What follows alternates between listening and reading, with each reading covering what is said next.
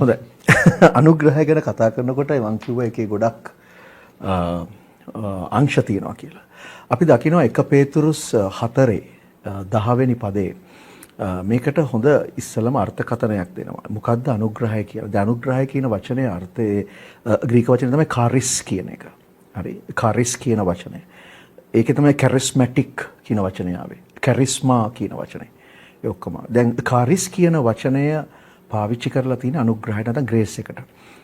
1 පේතුරුස් 4:10 Bible අපිට කියනවා මෙන්න මෙහෙම දෙයක්. අපි පේතුරුස් කතා කරලා කියනවා දෙවියන් වහන්සේගේ අනේකාකාර විවිධාකාර වූ අනුග්‍රහය යහපත් ගබඩාකාරයන් මෙන් එකිනෙකාට ලැබුණු දීමනාවේ හැටියට එයින් එකිනෙකාට සේවය කරන්න.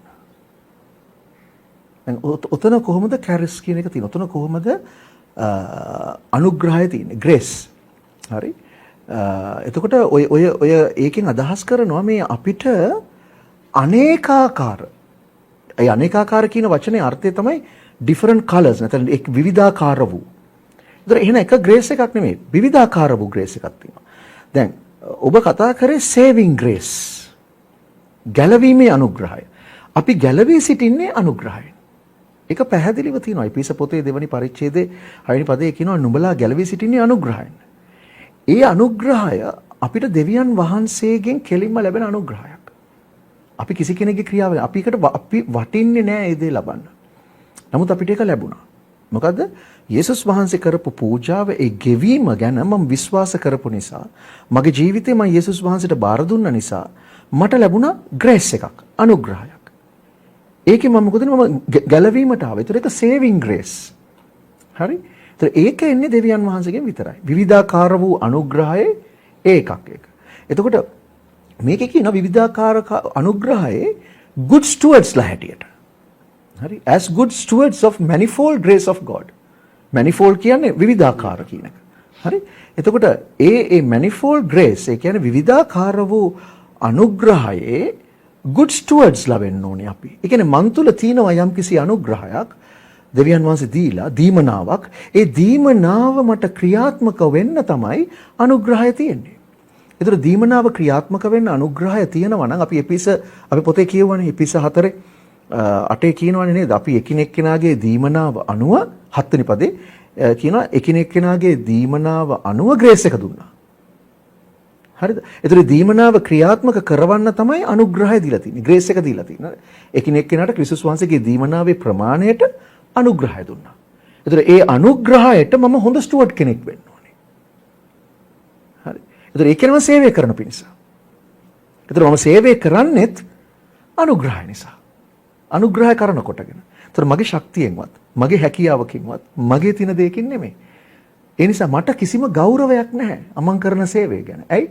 මම සේවය කරන්නේ දෙවියන් වහන්සේ මට දුන්න දීමනාවෙන්, දෙවියන් වහන්සේ මට දුන්න අනුග්‍රහය කරන කොටගෙන.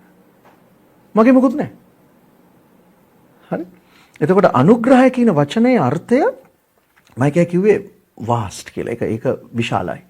saving grace ගැලවීමේ අනුග්‍රහය. ඒක යේසුස් වහන්සේ දෙවියන් වහන්සේගෙන් කෙලින්ම අපිට එන එක. ඒක තුලින් මම ගැලීම ලබනවා. ඒකත් grace එකක්. ඒක මට දුන්න අනුග්‍රහයක්. මට වටින්නේ නැහැ. ඒ වගේම තමයි මට දුන්න දීමනාවත් මට වටින්නේ නැහැ. ඒක දීමනාව ක්‍රියාත්මක කරන්න මට grace එකක් දීලා තිනවා. ඒකත් මට වටින්නේ නැහැ ලබන්න.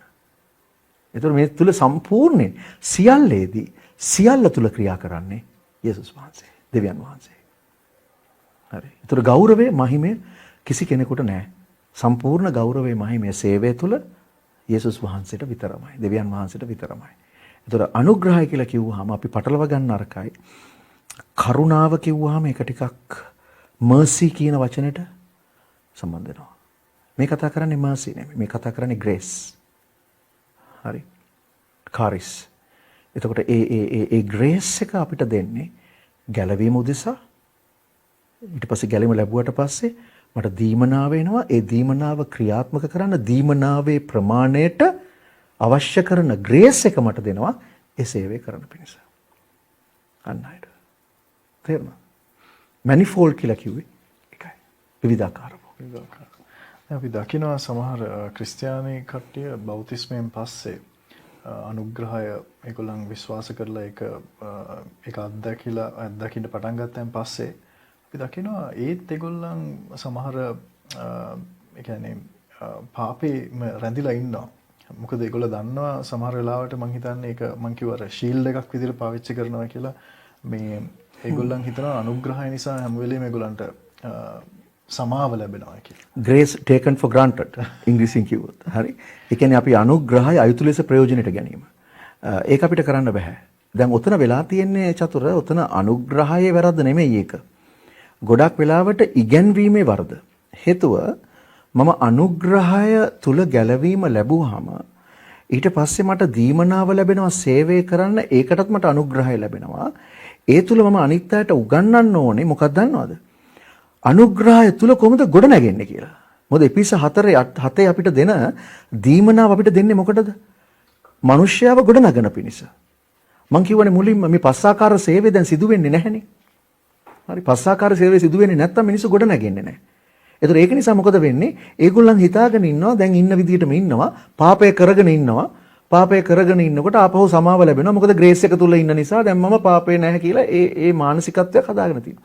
සම්පූර්ණ වැරදි ක්‍රමයක් මේක. ඒක ග්‍රේස් එකේ වරද නෙමෙයි. ඒක ඉගැන්වීමේ වරද. ඒක සභාවේ තියෙන සිස්ටම් එකේ වරද. සිස්ටම් එකේ මොකද්ද කරන්නේ? පාස්ටර් කියලා කෙනෙක් ඉන්නවා. එයා හැමරිදම දේශනාවක් කරනවා. ඒ දේශනාව තුළ මිනිස්සු හොඳට අහගෙන ඉන්නවා. හැබැයි ඒක ජීවිතයට අදාළ කරගැනීමේදී ඒගොල්ලන්ට ප්‍රශ්න ගොඩයි. ඒ නිසා ඒක තියරි එකක් කරගෙන ඉඳගෙන තමන්ගේ ජීවිතේ තමන්ගේ ජීවන රටාව හැමදාම කරගමින් ඉන්නවා. ඒතර කට්ටිය හිතාගෙන ඉන්නවා යේසුස් වහන්සේ ළඟට ආපු නිසා මම දැන් අලුත් මැවිල්ලක් කියලා. මොකද අලුත් වෙලා තියෙන්නේ වාගේ? හිතන්න වෙයි. ඔයා අලුත් වෙලා නම් ඔයා යේසුස් වහන්සේ තුල පැලඳගෙන ඉන්නවා නම් දැන් මම දැක්ක පණිවිඩයක් මේ එක්කෙනෙක් මේ ටීකට ඉස්සලා ගෙනල්ලා කතා කරලා එක ගුරුවරයෙක් කියයි කියා ගන්නා වූ එක්කෙනෙක් පිටරටක එක්කෙනෙක් ලංකාවේ නෙමෙයි. එයා උගන්ලා තියෙනවා ක්‍රිස්තුස් වහන්සේ පැලඳ ගන්න කියලා. ක්‍රිස්තුස් වහන්සේ පැලඳ ගත්තාම අපි දැන් අලුත් වෙලා. ඉතින් මම අහුවා අලුත් වෙලා නම් 1 යොහන් 3:9 කියනවා වගේ ඔබ දෙවියන් වහන්සේ තුල නම් ඉන්නේ ඔබ පව් කරන්නේ නැත. පව් කරන්න බැරිය. ඒතර මං අහනවා ඔය ක්‍රිස්තුස් වහන්සේ තුල නම් ඉන්නේ ඔයා පාපය වෙනවද වගේ?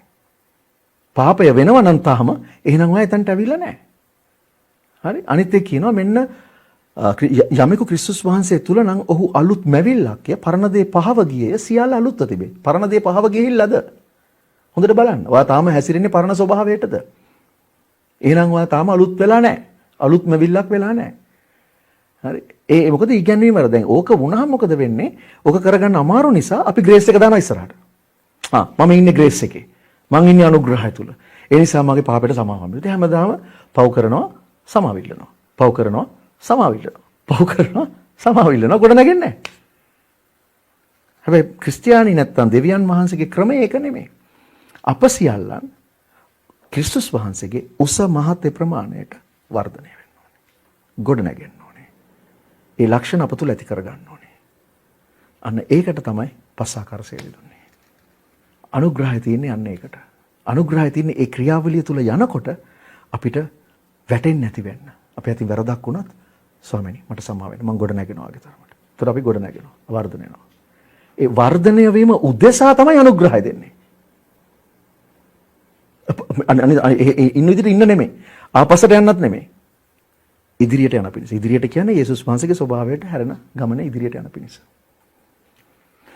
ඉතින් අපි එහෙම බැලුවම මම හිතන්නේ ක්‍රිස්තියානි ඉගැන්වීම් වල විතරයි මේ අනුග්‍රහය කතා කරන්නේ. ඒකත්. ඒක මොකද මේ අවස්ථාව අපිට තියෙන්නේ. වෙනස් වෙන්න අවස්ථාව අපිට තියෙන්නේ දෙවියන් වහන්සේගේ වචන තුල විතරයි. ක්‍රිස්තුස් වහන්සේ තුල විතරයි අපිට වෙනස් වෙන්න පුළුවන් අවස්ථාව තියෙන්නේ. නැත්තම් අපි පරණ ස්වභාවයේ ඉඳලා ගෙවලා එහෙම මැරිලා යන්න තමයි තියෙන්නේ.